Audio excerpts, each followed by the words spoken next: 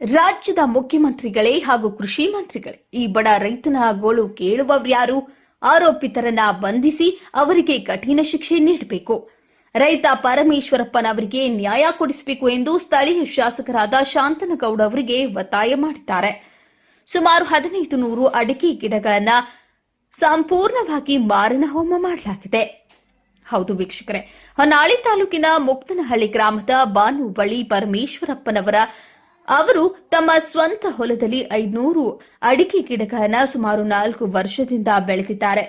1 ವರ್ಷದಲ್ಲಿ ಅದರ ಫಲ ಸಿಗುತ್ತಿತ್ತು. ಅಷ್ಟರಲ್ಲಿ ದುಷ್ಕರ್ಮಿಗಳು ರಾತ್ರಿ ಬಂದು ಸಂಪೂರ್ಣವಾಗಿ ಎಲ್ಲ ಗಿಡಗಳನ್ನು ಕಡಿದಿದ್ದಾರೆ. ಅದನ್ನು ನೋಡಿದ ರೈತ ದಿಗ್ಭ್ರಮೆಗೊಂಡು ಅಳುತ್ತಾ ತಮ್ಮ ಮನೆಗೆ ತೆರಳಿದ್ದಾನೆ. ನಂತರ ಮನೆಯಲ್ಲಿದ್ದ ಎಲ್ಲರಿಗೂ ಈ ವಿಷಯ ಹೇಳಿದ್ದಾರೆ. ಎಲ್ಲರೂ ಕೂಡಿಕೊಂಡು ಮತ್ತೆ ಹೊಲಕ್ಕೆ ಬಂದು ಆ ಅಡಿಕೆ ಗಿಡ ಕಡಿದದ್ದನ್ನ ನೋಡಿ ಎಲ್ಲರೂ ಒಂದು ಕ್ಷಣ ಬೆಚ್ಚಿ ಬಿದ್ದಿದ್ದಾರೆ. ನಂತರ ಸ್ಥಳೀಯ ಪೊಲೀಸ್ ಸ್ಟೇಷನ್ನಲ್ಲಿ ದೂರು ನೀಡಿದ್ದೂ ಇರುತ್ತದೆ. ದೂರಿನಲ್ಲಿ ನನ್ನ ಸ್ವಂತ ಜಮೀನಿನಲ್ಲಿ ಸುಮಾರು 1500 ಅಡಿಕೆ ಗಿಡಗಳನ್ನು ಬೆಳೆದಿದ್ದೆ. ಸುಮಾರು 4 ವರ್ಷದಿಂದ ಈ ಅಡಿಕೆ ಗಿಡಗಳನ್ನು ಬೆಳೆಯಲಿಕ್ಕೆ ಲಕ್ಷಾಂತರ ರೂಪಾಯಿ ಸಾಲವನ್ನ ಮಾಡಿದ್ದೇನೆ. ಆರೋಪಿತರು ಯಾರೇ ಇರಲಿ ಅವರಿಗೆ ಬಂಧಿಸಬೇಕು, ಶಿಕ್ಷೆ ನೀಡಲೇಬೇಕು. ಈ ಅಡಿಕೆ ಮರಗಳನ್ನ ಒಬ್ಬರೇ ಕಡಿದಿಲ್ಲ, ಅದನ್ನ 3-4 ಜನ ಸೇರಿ ಮಾಡಿದ್ದಾರೆ.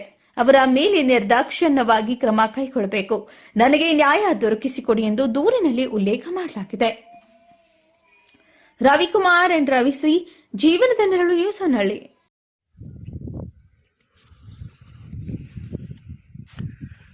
ಮುಕ್ತೇನಹಳ್ಳಿ ಗ್ರಾಮ, ಕೂಲಂಬಿ ವಲಯ ಸ್ಟೇಷನ್, ಹೊನ್ನಾಳಿ ತಾಲೂಕು, ದಾವಣಗೆರೆ ಜಿಲ್ಲೆ, ಕರ್ನಾಟಕ ರಾಜ್ಯ.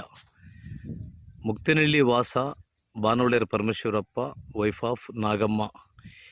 ಕಷ್ಟಜೀವಿಗಳು, ಶ್ರಮಜೀವಿಗಳು. ಇವರು 2.5 ಎಕರೆ ಜಮೀನಲ್ಲಿ ಬೆಳೆಸಿರ್ತಕ್ಕಂಥ ಅಡಿಕೆ ಫಲಕ್ಕೆ ಬಂದ ಅಡಿಕೆ ಮರಗಳನ್ನು ನಿನ್ನೆ ರಾತ್ರಿ ಅಂದರೆ ಇಂದು ಬೆಳಗ್ಗೆ ಕಡಿದು ಹಾಕಿದ ದೃಶ್ಯ ರೋಮಾಂಚನಕಾರಿಯಾಗಿದೆ. ಕಷ್ಟಪಟ್ಟು ಕೂಲಿ ಆಲಿ ಮಾಡಿ ಬೆಳೆಸಿಕೊಂಡಿರುವ ತೋಟ ಈ ರೀತಿ ಆದರೆ ಕಾನೂನು, ಸರ್ಕಾರ ಯಾವ ಕ್ರಮವನ್ನು ಕೈಗೊಳ್ಳುತ್ತದೆ ಕಾದು ನೋಡಬೇಕು.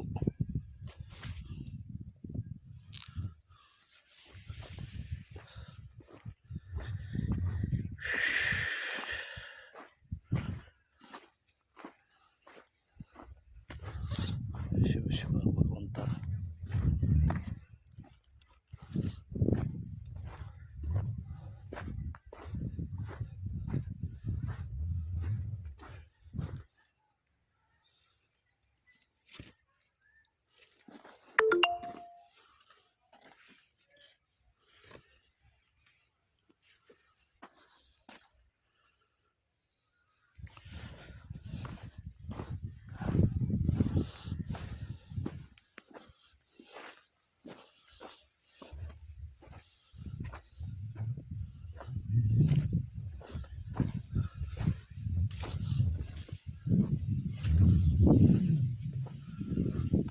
ಸಂಪೂರ್ಣವಾಗಿ ಕಡಿದು ಹಾಕಿರುವ ದೃಶ್ಯ ಮರಗಳನ್ನು